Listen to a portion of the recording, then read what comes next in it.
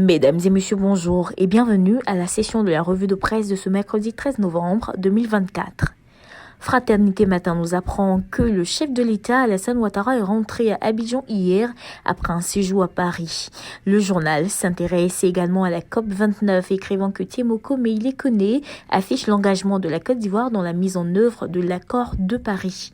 Le mandat qui embraye sur l'information fait parler le vice-président qui déclare que la Côte d'Ivoire a pris des mesures fortes. Le quotidien ne manque surtout pas de dénoncer les grands absents de ce sommet sur le climat, à savoir les États-Unis, le Brésil, l'Allemagne, la France, qui regardent ailleurs alors que la planète brûle.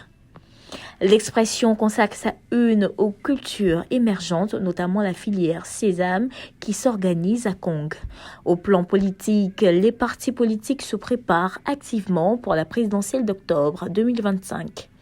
Le quotidien d'Abidjan révèle les signes de la victoire de Gbagbo, candidat à la présidentielle de 2025, non sans mentionner ce qu'il promet aux Ivoiriens. Pour le matin, après sa désillusion à la suite des résultats de la révision de la liste électorale pour 2025, l'opposition doit cesser de rêver.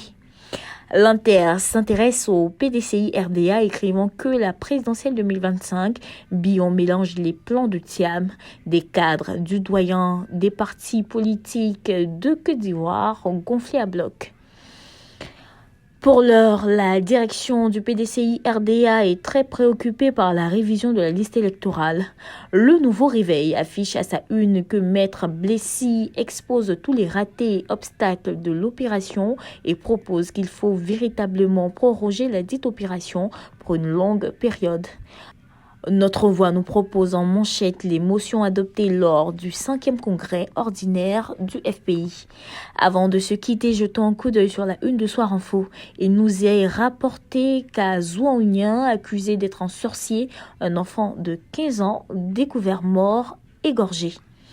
Terminons avec le premier forum de la diaspora ivoirienne ouvert hier à Yamoussoukro. Le Patriote nous rapporte que Kandia Camara, Kone Kafana et Kakou Adon signent un pacte avec les Ivoiriens de l'extérieur. Il est bon de rappeler que tous les journaux ayant servi à cette revue de presse sont disponibles dans le circuit de distribution d'Edipresse. Mesdames et messieurs, voici ainsi égrené l'essentiel de l'actualité. Nous vous donnons rendez-vous demain, même heure, même canal. D'ici là, portez-vous bien.